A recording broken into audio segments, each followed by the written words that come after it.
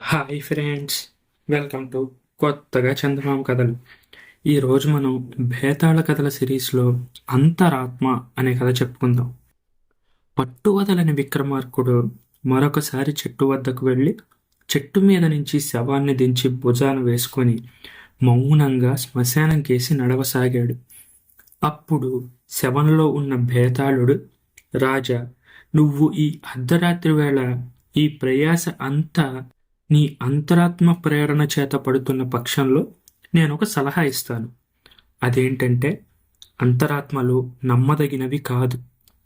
కొంతకాలం పాటు అవి ఆనందాన్ని ఇచ్చినా చివరికి అవి భీతి కలిగిస్తాయి. దీనికి ఉదాహరణగా నీకు హిరణ్యగుప్తుడి కథ చెప్తాను, జాగ్రత్తగా విను అంటూ ఈ విధంగా చెప్పసాగాడు.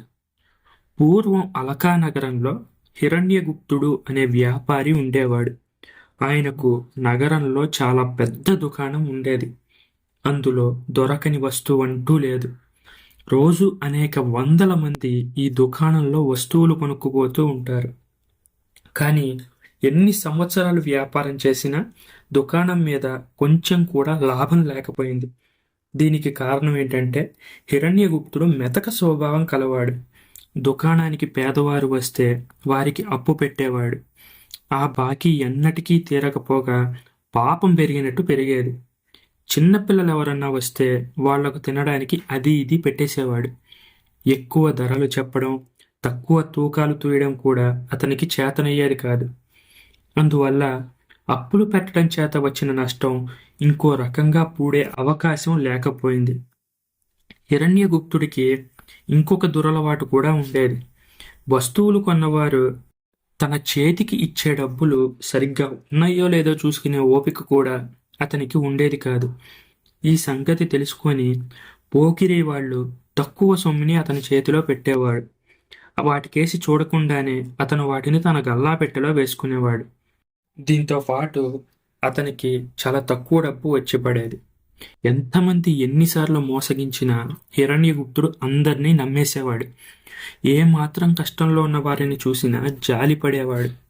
ఈ నమ్మకం మూలంగా ఎవరు తులసి తీర్థం తెచ్చి ఇచ్చినా, ప్రసాదం తెచ్చి ఇచ్చినా వారికి అడగకుండానే స్వయం పాకం ఇచ్చి పంపేవాడు.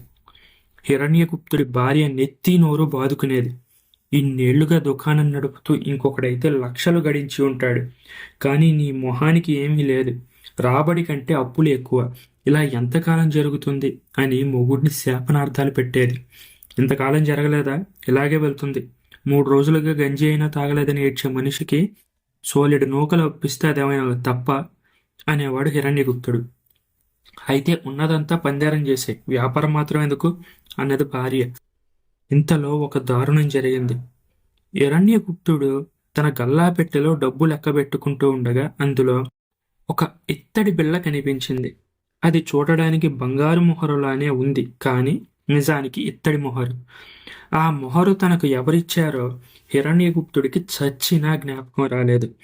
ఆ రోజు హిరణ్యగుప్తుడి భార్య మహంకాళిలా విజృంభించింది. నువ్వు వట్టి మూఢుడివి, ఈ సంగతి అలకా నగరంలో ఉన్న అందరికీ తెలిసిపోయింది, అందుకే నిన్ను చూసి అందరూ నవ్వుతున్నారు అని ఎత్తి పొడిచింది. హిరణ్యగుప్తుడికి రోషం వచ్చింది. ఈ మోసం ఎవరు చేశారో తెలుసుకోకుండా వదులుతాననుకుంటున్నావా అన్నాడు అతను భార్యతో. అలకా నగరంలో ఒక భేతాళ మాంత్రికుడున్నాడు. ఆయన చాలా సిద్ధులు కలవాడు. ఏవో మంత్రాలు నేర్చి పిశాచాలను వదలగొట్టే మామూలు మాంత్రికుడు కాదు. తనకు పూటామొహరు అంటగట్టిన వాడెవడో తెలుసుకోవడానికి హిరణ్యగుప్తుడు ఆ బేతాళ మాంత్రికుడి దగ్గరకు వెళ్ళాడు. బేతాళ మాంత్రికుడు హిరణ్యగుప్తుని కూర్చోబెట్టి, ఏం పని మీద వచ్చావు అని అడిగాడు. హిరణ్యగుప్తుడు తన పైబట్ట కొంగు నుంచి పూటామొహరు తీసి మాంత్రికుడికి ఇస్తూ, స్వామి, ఈ ఇత్తడి బిళ్లను మొహరు కింద ఎవరో అంటగట్టారు. ఆ పని చేసింది ఎవరో నాకు తెలియజేస్తే తమకు ఏదైనా కట్నం ఇచ్చుకుంటాను అన్నాడు. మాంత్రికుడు విరగబడి నవ్వాడు. చివరికాయన, ఒరే మూఢుడా, ఇది ఎవరిచ్చారో నేను నీకు ఇప్పుడే చెప్పగలను, కానీ దానివల్ల నీకేం ప్రయోజనమరా? రేపు మళ్ళీ ఇంకొకరు నీ దుకాణానికి వచ్చి ఇలాగే నిన్ను మోసగిస్తారు. అసలు నీలో ఉండే వ్యాధికి చికిత్స జరగవరా అన్నాడు. వ్యాధ? నాకే వ్యాధి లేదు స్వామి, పిడిరాయిలాగున్నాను. కనీసం ఏనాడు జలుబుతో కూడా బాధపడి ఎరగను అన్నాడు హిరణ్యగుప్తుడు. ఒరే మూఢుడా, నీకు చెత్తవారం లేదుట్రా అన్నాడు మాంత్రికుడు గద్దించి. కొంచెం కూడా లేదు స్వామి, మైలు దూరాన ఉన్న మనిషిని కూడా ఇట్టే పోల్చుకోగలను, అరచేతిలో ఆపగింజలు లెక్కించగలను అన్నాడు హిరణ్యగుప్తుడు మాంత్రికుడి కేసి వినయంగా చూస్తూ. మాంత్రికుడు మళ్ళీ నవ్వాడు. ఒరే, నీ చత్వారం కళ్ళకి సంబంధించింది కాదు, అంతరాత్మకు సంబంధించింది. నీ అంతరాత్మ చాలా తీవ్రమైన వ్యాధితో బాధపడుతోంది. నువ్వు డబ్బు కేసి సరిగ్గా చూడలేవు. ఎవరైనా బీదవాళ్లను చూడగానే నీ గుండె దడదడలాడిపోతుంది, అవునా అన్నాడు మాంత్రికుడు. ఇందులో జబ్బేముంది స్వామి అన్నాడు హిరణ్యగుప్తుడు. కాస్త కొస్త జబ్బు అనుకుంటున్నావా? ఈ జబ్బుతో అసలు నువ్వు వ్యాపారం ఏం చేస్తావరా? మరి 5-6 ఏళ్ల కాలంలో నీ వ్యాపారం దివాలా తీస్తుంది. చూడ్డానికి చిల్లి గవ్వ కూడా నీ దగ్గర ఉండదు. నీకు నీ పిల్లలకే ఇంకెవరైనా గంజి నూకలు అప్పివ్వాల్సి వస్తుంది. నీ అంతరాత్మకు పట్టిన వ్యాధి మహాభయంకరమైనది. దాన్ని చికిత్స చేసుకుని బాగుపడతావా, లేక ఆ వ్యాధితో అడుగంటి పోతావా? ఏదో ఒకటి తేల్చుకో అన్నాడు బేతాళ మాంత్రికుడు. హిరణ్యగుప్తుడు హడలిపోయాడు. అతనికి వ్యాపారంలో 4 కాలాల పాటు బతికి బాగుపడాలని ఉంది. అందుచేత మాంత్రికుణ్ణి, స్వామి, నా జబ్బు ఎలా పోగొడతారు? దానికి నేనేం చెయ్యాలి? తమకు ఎంత కట్నం ఇచ్చుకోవాలి అని ఆదుర్దాగా అడిగాడు. అష్టసిద్ధులు కలవాణ్ణి, నీ కట్నం నాకెందుకురా? నీ అంతరాత్మను నా వద్ద ఉంచిపో. వచ్చే అమావాస్య నాటికి దానికి పూర్ణారోగ్యం కలిగించి మళ్ళీ నీ పరం చేస్తాను అన్నాడు మాంత్రికుడు. నా అంతరాత్మ నాలో ఉంటుంది కదా, దాన్ని తమకెలా ఇవ్వగలను స్వామి అన్నాడు హిరణ్యగుప్తుడు. నీ అంతరాత్మను నాకివ్వడానికి సమ్మతించు. దాన్ని ఎలా తీసుకోవాలో ఏం చెయ్యాలో నేను చూసుకుంటాను అన్నాడు మాంత్రికుడు. అలాగే తీసుకోండి స్వామి అన్నాడు హిరణ్యగుప్తుడు. మాంత్రికుడు కళ్ళు మూసుకొని ఏదో ఉచ్చరించి, జై భేతాళ అని పెద్దగా అరిచి 2 చేతులతోనూ దోమను పట్టుకున్నట్టు ఏదో పట్టుకొని, ఇక నువ్వు వెళ్ళొచ్చు. అమావాస్య నాడు సరిగ్గా అర్ధరాత్రి సమయాన నేను మీ ఇంటికి వచ్చి నీ అంతరాత్మను తిరిగి నీ పరం చేస్తాను అన్నాడు. స్వామి, అంతదాకా నేను మామూలు పనులన్నీ చేసుకుంటూ ఉండవచ్చునా అని హిరణ్యగుప్తుడు అడిగాడు. ఓ, నిరభ్యంతరంగా చేసుకోవచ్చు అన్నాడు మాంత్రికుడు. హిరణ్యగుప్తుడు తనలో తాను ఆశ్చర్యపడుతూ ఇంటికి వెళ్ళాడు. తన అంతరాత్మను మాంత్రికుడు తీసుకున్నా కూడా తనలో ఏ విధమైన మార్పు వచ్చినట్టు అతనికి తోచలేదు. అన్న ప్రకారం అమావాస్య నాడు సరిగ్గా అర్ధరాత్రి మాంత్రికుడు హిరణ్యగుప్తుడి ఇంటికి వచ్చాడు. హిరణ్యగుప్తుడు బేతాళ మాంత్రికుడిని సగౌరవంగా ఇంట్లోకి ఆహ్వానించి, స్వామి, నా అంతరాత్మను తెచ్చారా? దానికున్న జబ్బంతా పోయిందా? ఏది ఒకసారి నన్ను చూడనిస్తారా అని అడిగాడు. నువ్వు చూడడం ముఖ్యం కాదురా, దాన్ని సరైన చోట వెయ్యాలి. నీ దుకాణం తెరిచి గల్లాపెట్ట చూపించు అన్నాడు మాంత్రికుడు. హిరణ్యగుప్తుడు దుకాణం తెరిచి గల్లాపెట్ట చూపించాడు. మాంత్రికుడు గల్లాపెట్టె కంతలో నుంచి ఏదో పడేశాడు.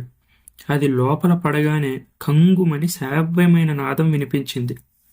దీన్ని అందులో నుంచి తీయకు అని మాంత్రికుడు హిరణ్యగుప్తుడిని హెచ్చరించాడు. తన అంతరాత్మ ఎలా ఉందో చూడాలని హిరణ్యగుప్తుడికి పట్టరాని కోరిక కలిగింది. అందుచేత మాంత్రికుడు వెళ్ళిపోగానే అతను తన గల్లాపెట్టె మూత తెరిచి చూశాడు. అందులో అతనికి తన అంతరాత్మ బంగారం రంగులో వెలుగుతూ డబ్బుల మీద నాట్యం చేస్తూ కనిపించింది. అది ఉండడానికి అతని చిటికిన వేలి కణువు ప్రమాణమే ఉన్నప్పటికీ దాన్ని చూసుకొని హిరణ్యగుప్తుడు చాలా మురిశాడు. ఇది జరిగినప్పటి నుంచి హిరణ్యగుప్తుడి వ్యాపారం చాలా అభివృద్ధి చెందింది. అప్పులు చేసే ఖాతాదారులు అంతమయ్యారు. తన దుకాణం ముందు శోష వచ్చి పడిపోయిన వారికి కూడా హిరణ్యగుప్తుడు చిల్లి గవ్వ అప్పు పెట్టలేదు. ఇక పూటా నాణేలంటూ అతని గల్లాలో పడనేలేదు. పూటా నాణెం ఖాతాదారు చేతిలో ఉండగానే అతను పసిగట్టేసాగాడు. వెనక డబ్బు మీద ధ్యాసే లేని మనిషికి ఇప్పుడు ఏ క్షణాన గల్లాలో ఎంత సొమ్మున్నది కూడా తెలుసు. ఈ గల్లాలో సొమ్ము పెరిగిపోసాగింది. దాంతోపాటే అందులో ఉన్న అంతరాత్మ కూడా పెరుగుతూ వచ్చింది. కొంతకాలానికి ఆ అంతరాత్మ కోసం పెద్ద గల్లా పెట్టె కావలసి వచ్చింది. మరి కొంతకాలానికి ఇనప పెట్టె వెలిసింది. చిట్ట చివరికి ఈ అంతరాత్మ కోసం పెద్ద ఖజానా కట్టవలసి వచ్చింది. హిరణ్యగుప్తుడి వ్యాపార దక్షత దేశ దేశాలకు పాకింది. ఆయన కోటీశ్వరుడైపోయాడు. ఆయన్ను ఇప్పుడు భార్యా పిల్లలు దేవుడి కంటే ఎక్కువగా చూస్తున్నారు. కానీ హిరణ్యగుప్తుడికి మాత్రం ఏదో మానసిక వ్యాధి పట్టుకున్నట్టుంది. ఆయన ఇన్నేళ్లు కూడా తన అంతరాత్మను ప్రతిరోజు చూస్తూనే ఉన్నాడు. ఈ అంతరాత్మ చూస్తుండగానే వికారంగా అయిపోయింది. దాని మొహమంతా ముడతలు పడి పాపిష్టికల పట్టింది. ఖజానా కొట్టులో దాన్ని చూసినప్పుడల్లా హిరణ్యగుప్తుడికి ఏదో అసహ్యము భయము కలగసాగాయి. చిట్ట చివరికి హిరణ్యగుప్తుడు 80 ఏళ్ల వృద్ధుడై జబ్బు చేసి మంచం పట్టాడు. ఇంకా కొద్దిసేపట్లో చనిపోతాడనగా ఆయనకు నరకం కనబడింది. ఆయన భయంతో పెద్ద పెట్టిన కేకలు పెడుతూ, నా అంతరాత్మ నన్ను పరమ పాపిని చేసింది. అదిగో చూడండి, నా కోసం నరకద్వారాలు తెరుచుకుంటున్నాయి. నన్ను మాంత్రికుడు నమ్మించి సర్వనాశనం చేశాడు అంటూ ప్రాణాలు విడిచాడు. బేతాళుడు ఈ కథ చెప్పి, రాజా, హిరణ్యగుప్తుడు పాపి నరకానికి పోవడానికి కారకులెవరు? లాభం సంపాదించినందుకు అతన్ని తిట్టిపోసిన భార్య, అతని అంతరాత్మకు చికిత్స చేసిన మాంత్రికుడా, అతని చేత డబ్బు గడింపజేసిన అతని అంతరాత్మ? ఈ సందేహాలకు సమాధానం తెలిసి కూడా చెప్పకపోతే నీ తల 1000 ముక్కలైపోతుంది అన్నాడు. దీనికి విక్రమార్కుడు, తప్పెవరిది కాదు. తన భర్త లాభం సంపాదించి కోటీశ్వరుడు అవ్వాలని భార్య కోరుకోవడం అస్వాభావికం కాదు. మాంత్రికుడు హిరణ్యగుప్తుడి అంతరాత్మకు చికిత్స చేస్తానన్నాడే కానీ అతనికి పుణ్యలోకాలు చూపుతానని చెప్పలేదు. అతను చేసిన చికిత్స సరిగ్గా ఫలించింది కూడా. ఇక అంతరాత్మను ఏ తప్పులు పాపాలు అంటవు. ఎందుకంటే ప్రతివాడు తన అంతరాత్మను సరైన దారిలో ఉంచుకోవాలి. ఈ బాధ్యత మరెవరిదో కాదు, అంతరాత్మ కలవాడిదే. పోతే హిరణ్యగుప్తుడు పాపి కావడానికి కారకుడు హిరణ్యగుప్తుడే. అతను చేసిన పొరపాటు ఏంటంటే తన అంతరాత్మను బుద్ధిపూర్వకంగా ఇతరుడి పరం చేయడం. ఈ పని చేయడం ద్వారా హిరణ్యగుప్తుడు నరకాన్ని కోరి తెచ్చుకున్నాడు అన్నాడు. ఈ విధంగా రాజుకు మౌనభంగం కలగడంతో బేతాళుడు శవంతో సహా మాయమై తిరిగి చెట్టెక్కాడు. ఈ కథ మీకు నచ్చినట్లయితే దీన్ని లైక్ చేయండి, మీ ఫ్రెండ్స్ అందరికీ షేర్ చేయండి. అలాగే మన ఛానల్ని సబ్స్క్రైబ్ చేసుకోవడం మాత్రం అస్సలు మర్చిపోకండి. Thank you friends.